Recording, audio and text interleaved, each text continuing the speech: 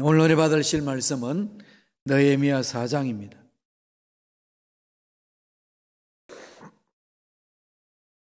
느헤미야 4장 7절에서 14절에까지 말씀이 되겠습니다.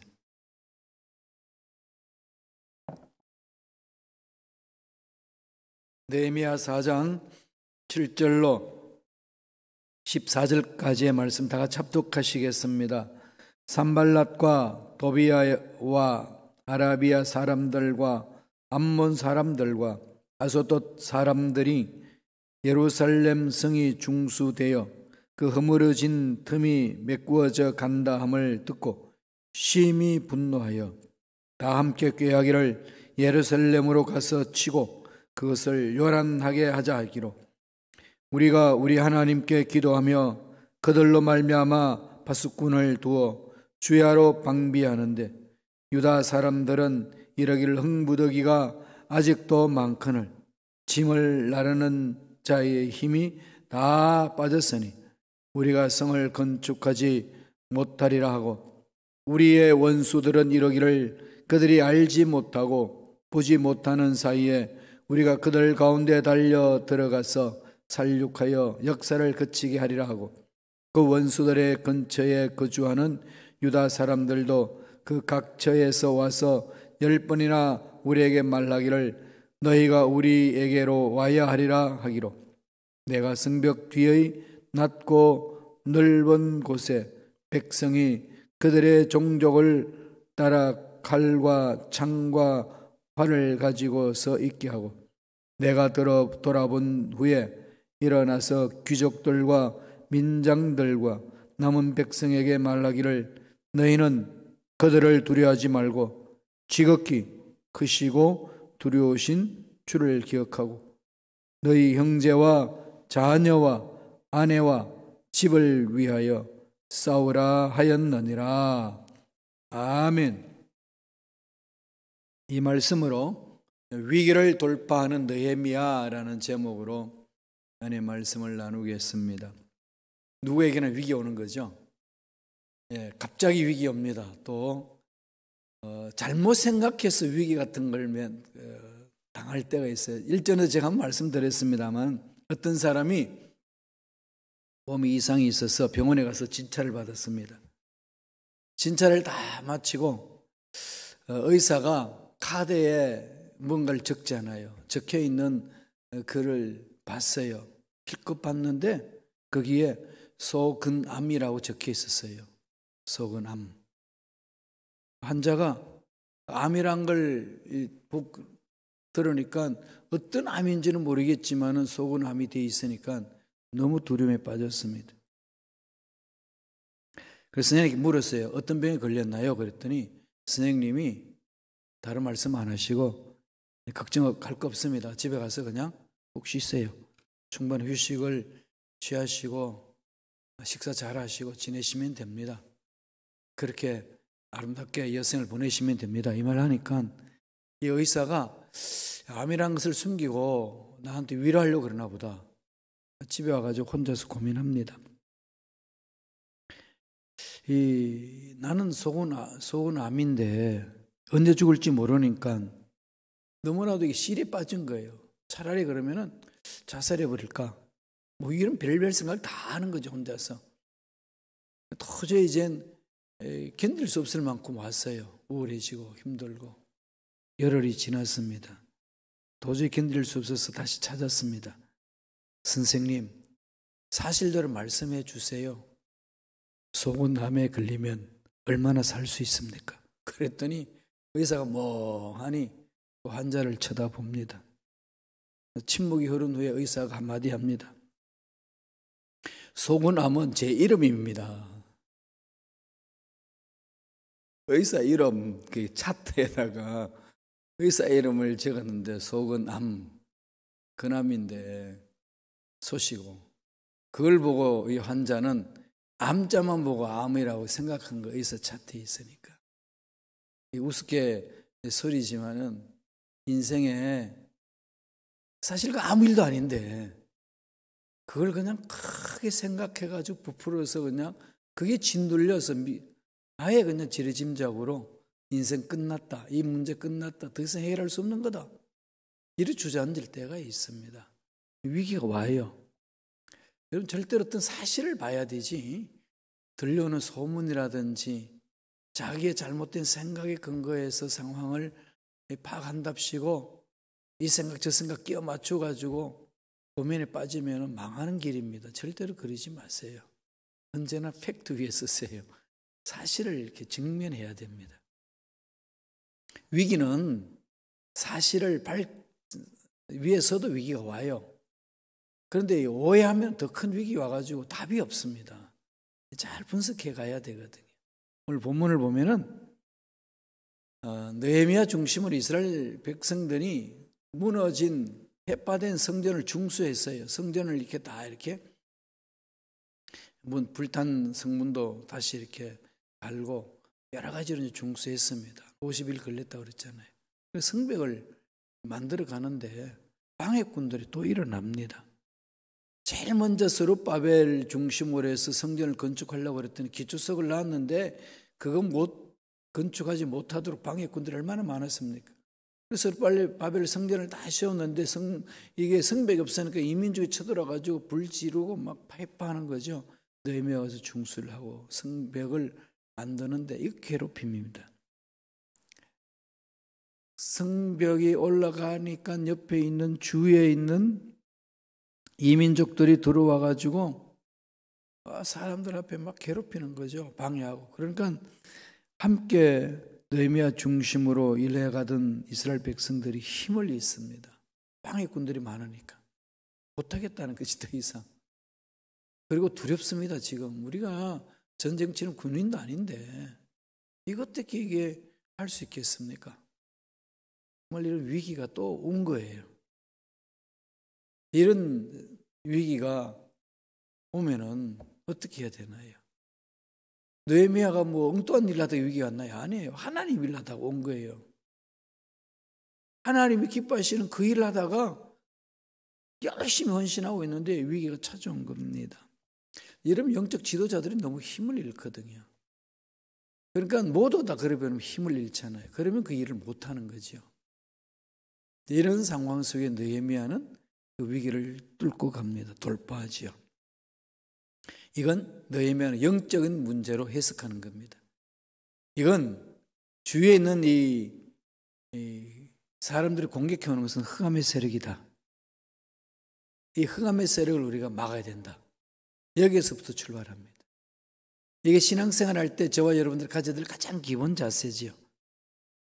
악한 영들이 그 마음을 뒤흔들어 버리면은 꿈을 잃어버리게 되고 소망을 잃어버리게 되고 용기를 잃어버리게 되고 힘을 잃어버리게 됩니다. 그래서 그냥 하던 일들을 멈춰버리게 되는 거죠. 그러면 이것을 하려면 어떻게 해야 될까요? 오늘 느헤미야가 보여줬습니다. 영적으로 싸워야 돼요. 영적인 눈을 뜨고 바라봐야 됩니다. 여러분, 현실 어려운 문제들 영적인 눈으로 보지 아니하면 그냥 당합니다. 어떻게 해야 될까요? 첫째로 기도로 돌파하셔야 돼요. 영적 문제이기 때문에 기도가 돼요. 신앙생활이라는 것은 영적인 문제예요. 돈도 없고 상황도 막히고 몸도 아프고 관계도 깨트려지고 이런 일이 일어날 때는요, 가장 근본적으로 영적으로 들어가셔야 돼요. 흑암의 세력들이 우리들을 넘어지기 위하여 심리적으로 우리를 괴롭히는 거거든요. 마음이 우울해지고 불안해지거든요. 상황을 바라보고. 우리는 성서를 통해서 늘 경험하잖아요. 상황이 문제가 아니었잖아요. 뭐가 문제였어요? 마음이 문제였죠. 그래서 성경은 무릇 지킬 만한 것보다 더욱 내 마음을 지키라. 생명의 근원은 여기서 납니다. 믿음의 문제였고 마음의 문제였습니다. 내 마음이 말씀에 서 있지 아니하면 이 마음이 허약해지는 거예요. 약해지는 거죠. 강해지지 못합니다. 신실하신 하나님이 그렇게 우리를 보살피신 은혜를 잊어버린다는 거죠. 말씀을 볼까요? 느헤미야 4장 4절 5절입니다. 다 같이 한 목소리를 읽겠습니다. 우리 하나님이여 들으시옵소서. 우리가 업신여김을 당하나이다. 원하건대 그들이 욕하는 것을 자기들의 머리에 돌리사 노략거리가 되어 이방에 사로잡히게 하시고 주 앞에서 그들의 악을 덮어두지 마시고 그들의 죄를 도말하지 마옵소서. 그들이 건축하는 자 앞에서 주를 노하시게 하였음이니이다 하고, 느헤미야는 방해꾼들이 와가지고 방해하는 그 모습들이 이스라엘 백성들이 손 늘어뜨리고 할 수 없다고 할 때에 제일 먼저 한 것이 하나님 앞에 기도하는 거였어요. 모세도 그랬잖아요. 이스라엘 백성들이 출애굽할 때에 우리를 죽이려고 여기 왔냐, 그냥 물도 없고 햇볕도 따갑고 덥고 또 밤에는 춥고 고기도 없고 막 얼마나 불평 많았습니까? 이럴 때 모세가 한 게 뭐였습니까? 하나님 앞에 무릎을 꿇는 거였어요. 하나님 앞에 무릎을 꿇는 겁니다. 신앙 생활에 있어서 이 부분들을 놓치면 안 됩니다. 삶은 언제나 문제 덩어리예요. 인간은 연약한 존재이기 때문에, 그리고 이 세상은 타락한 세상에 흑암의 세력들이 장난치고 있기 때문에 하나님 말씀대로 살려고 하는, 하나님 말씀대로 살지 못하도록 방해하는 곳 아니겠어요? 한순간 잊지 맙시다. 이길 수 있는 유일한 길은 영적으로 서는 거죠. 많은 사람들이 그러거든요. 아니, 이렇게 기도 열심히 했는데 왜 이렇게 힘들까요? 예, 힘든 일이 생겨요. 영적으로 깊이 있게 들어가면 들어갈수록 못하도록 악한 영들이 방해하는 거죠. 예루살렘 성전이 중수되고 성벽이 건축된다고 하니까 그 뒤에 있는 이민족들이 놔두면 안 된다 딴짓 하잖아요. 왕들에게 조서를 만들어가지고 거기에서 거짓 편지를 보내도 안 됐거든요. 그러니까 이제는 괴롭히는 거죠. 무기를 가지고 위협하고 넘어지게 하고. 이랬을 때에 이길 수 있는 유일한 방법은 기도하는 거예요. 기도하면 다 되나요? 이렇게 하시거든요. 다 돼요. 왜 다 될까요? 아무것도 안 하고 기도하면 되나요? 예, 아무것도 하지 마세요. 기도만 하세요. 아니, 세상은 돈으로도 돌아가고 사람이 움직여야 뭐 되는 건데 왜 그렇게 말씀하십니까? 라고 할 수 있지요. 잘 들어보세요. 기도만 하세요. 기도만 하면 하나님 만나 주시잖아요. 그럼 하나님이 말씀해 주셔요. 뭘 하라고. 그때 움직이면 되잖아요. 그러면요, 하나님을 신뢰하는 게 우선이에요. 하나님 신뢰하면 하나님이 방법도 주시고, 막힌 것 지혜 뚫을 수 있는 지혜도 주시고, 부족한 것 체험을 받는 방법도 주시고, 그 길이 있는 거지요. 그런데 괜히 하나님을 신뢰하지 못하고 기도하면 되냐, 우리가 나가서 움직여야지, 엉뚱한 소리 합니다. 결과론적으로 움직이는 건데, 결과론적으로 돈을 가지고 일하는 건데, 그것은 하나님을 신뢰하고 하나님이 주신 것을 받아서 한다는 것, 이게 원리라는 거예요. 이걸 잊어버리면 안 됩니다. 그래야 이겨낼 수 있어요. 말씀 보세요. 시편 3편 3절에는 이 말씀을 합니다. 다 같이 읽겠습니다. 야훼여 일어나소서. 나의 하나님이여 나를 구원하소서. 주께서 나의 모든 원수의 뺨을 치시며 악인의 의를 꺾으셨나이다. 한이 맺힌 거 아니겠어요? 그죠? 얼마나 한이 맺혔으면 하나님 일어나소서. 나의 하나님 나를 구원해달라고 몸부림치겠습니까? 문제 앞에서 하나님 앞에 부르짖는 하나님을 신뢰하는 자의 고백의 기도거든요. 어떤 일 한이 맺히면은 그 한을 풀어줄 수 있는 분한테 달려가잖아요. 그럼요. 우리 연약한 거예요. 우리 가진 게 얼마나 있습니까? 우리가 잘할 수 있는 방법이 얼마나 있습니까? 하나님보다 앞서는 게 뭐가 있나요? 모든 것이 하나님으로부터 나왔다고 성서는 강조하는데 왜 그걸 자꾸 우리가 무시해야 될까요? 영적 분별력을 위해서는 기도해야 합니다. 날마다 기도로 무장해서 달려들어야 돼요. 느헤미야는 위기가 있을 때 기도하고 달려들었습니다. 지혜를 구하는 거죠.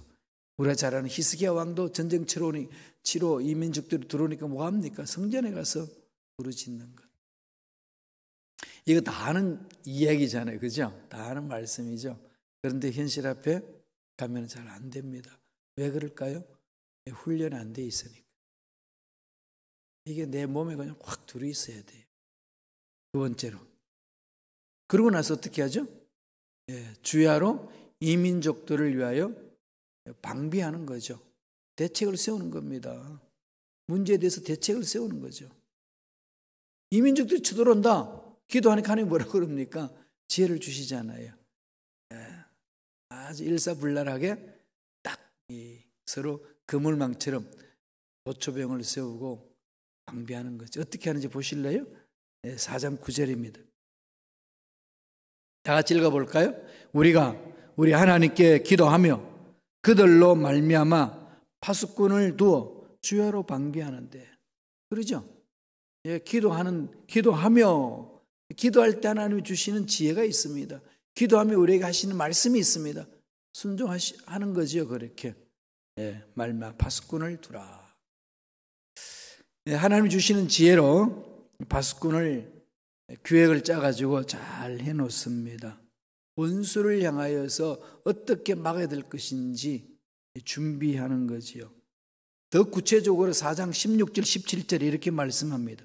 읽겠습니다. 그때로부터 내 수와 사람들의 절반은 일하고 절반은 갑옷을 입고 창과 방패와 활을 가졌고 민장은 유다 온 족속의 뒤에 있었으며 성을 건축하는 자와 짐을 나르는 자는 다 각각 한 손으로 일을 하며 한 손에는 병기를 잡았는데, 얼마나 멋진 말입니까? 한 손은 일을 하고 한 손에는 병기를 잡았다. 한 손에는 칼을 잡고 한 손에는 일하는 도구를 잡는 거죠.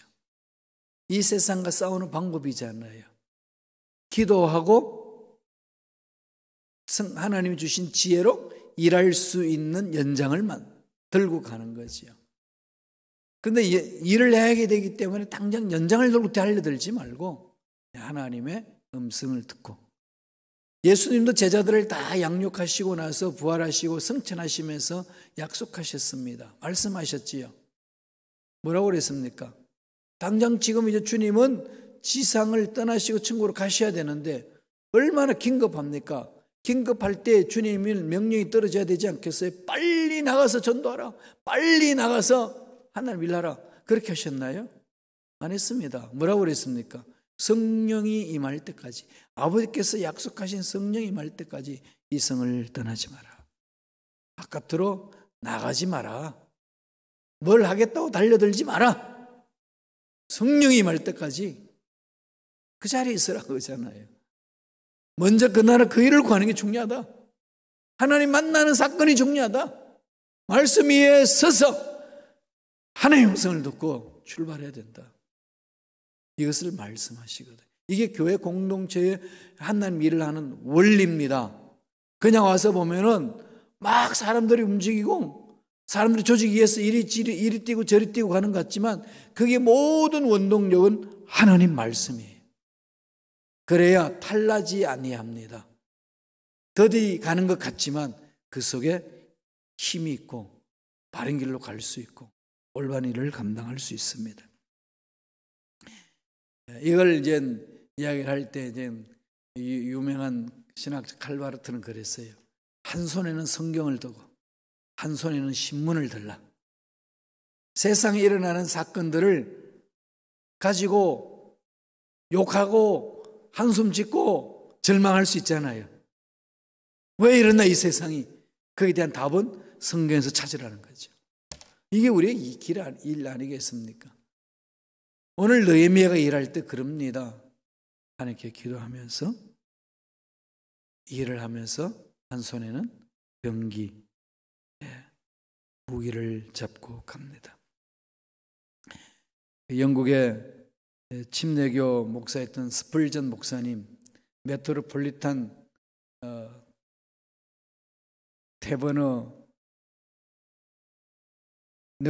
태버너클 교회를 목회하실 때에 수천 명이 모여서 예배드리고 영국을 막 변화시켰거든요. 그때 그 교회에서 출간한 책이 있습니다. 그 잡지 이름이 금과 흑손입니다. 금과 The Sword Throat, 금과 흑손. 한 손에는 금을 잡고 한 손에는 흑손을 쥐고 이겁니다. 성벽을 건축했다는 거죠. 한 손에는 일하는 도구, 한 손에는 무기를 잡고 이 민족 들어올 때에 막는다는 거죠. 그래서 영적으로 늘 깨어있고 그리고 세상을 살아갈 수 있는 지혜를 우리는 규명하는 거죠. 그래서 우리는 매달 우리 교회에서 첫째 주일이라는 그달의 도서, 추천 도서를 소개합니다. 경건서적 하나 하고 하나는 인문, 세상에 흘러가는 이야기, 생각들을 적어놓은 책들, 이 두 가지예요. 하나는 인문학 중심으로 가는 책들이고 물론 역사도 있고 과학적인 어떤 책도 있습니다. 한 손에는 경건서적을 이렇게 1장, 한 손에는 말씀이고 한 손에는 신문이고, 그렇죠? 한 손에는 일하는 도구고 한 손에는 무기를 치는 겁니다. 느헤미야가 그렇게 달려들었어요. 위기를 그렇게 이겨내는 거죠. 4장 6절 볼까요? 이에 우리가 성을 건축하여 전부가 연결되고 높이가 절반에 이르렀으니 이는 백성의 마음을 들여 일을 하였음이라. 마음이 일사불란하게 움직이는 거죠. 7절에 보시죠. 악한 영들이 방해합니다. 꼭 그때, 그러죠? 산발락과 도비야와 아라비아 사람들과 암몬 사람들과 아수도 사람들이 예루살렘 성이 중수되어 그 허물어진 틈이 메꿔진 간담을 듣고 심히 분나요. 악한 영들을 방해합니다. 포기하지 말아야 돼요. 절대로 포기하지 마세요. 하나님 일 하는데 왜 이렇게 힘듭니까? 그러지 마세요. 하나님은 믿음으로 붙들고 가는 자 지켜주시는 거죠. 믿음 위에 서면은 어렵고 힘든 상황 속에도 우리 쉽게 극복할 수 있습니다. 준비합시다. 깨어서 기도하면서 성령이 주시는 지혜로 준비하는 거죠. 마지막 셋째로 뭘 말하나요? 위기를 극복하기 위해서는 하나님께 함께 하신 하나님을 기억하라는 거죠. 하나님이 함께 하신다. 예수님이 승천하시면서 우리에게 주신 메시지잖아요. 올지어다 세상 끝날까지 내가 너희와 항상 함께 있으리라. 이 팬데믹 현상, 갈 길 몰라 방황하는 이 상황 속에 살아계신 하나님은 우리와 함께 계십니다. 4장 14절을 보실까요? 다 같이 읽겠습니다. 내가 돌아본 후에 일어나서 귀족들과 민장들과 남은 백성에게 말하기를 너희는 그들을 두려워하지 말고 지극히 크시고 두려우신 주를 기억하고 너희 형제와 자녀와 아내와 집을 위하여 싸우라 하였느니라. 하나님이 함께 하신다는 거죠. 두려워하지 말라는 겁니다. 그리고 뭐라고 이야기하는 거죠? 자녀와 아내와 집을 위하여서 싸우는 거다. 영적으로 똑바로 써야 된다. 한 가정에 이런 파수꾼을 세워놓습니다. 파수꾼에 세워놓는 거죠. 이 파수꾼이 허물어지면 안 됩니다. 그래서 구역장이 든든히 써야 되고 각 직분을 맡은 사람들이 든든히 써야 됩니다. 주의 종들이 든든히 서 있어야 돼요. 흔들려버리면 다 흔들려버리잖아요. 아무리 교회가 힘들고 어려워도 담임 목사만 흔들리지 않으면 하나님은 그 한 사람을 통해서 다시 일을 시작합니다. 그게 중요하거든. 가정도 직장도 사업장도 마찬가지입니다. 들려오는 소문에 마음이 막 흔들려가지고 일이 흔들리고 절이 흔들리는 그런 삶이 되어서는 안 된다는 겁니다. 이사야 선지자를 통해서 하나님이 백성들에게 하신 말씀이 있습니다. 이사야 43장 18절 19절 말씀이에요. 다 같이 읽겠습니다. 너희는 이전 일을 기억하지 말며 옛날 일을 생각하지 말라. 보라, 내가 새 일을 행하리니 이제 나타낼 것이라. 너희가 그것을 알지 못하겠느냐? 반드시 내가 광야의 길을 사막의 강을 내리니. 내가 새 일을 행하니. 하나님은 광야의 길을 내시는 분이고 사막의 강을 만드시는 분이에요. 광야에는 길을 낼 수가 없는 곳 아니겠습니까? 사막에는 물이 없으니까 사막이죠. 거기 강이 있을 수가 없습니다.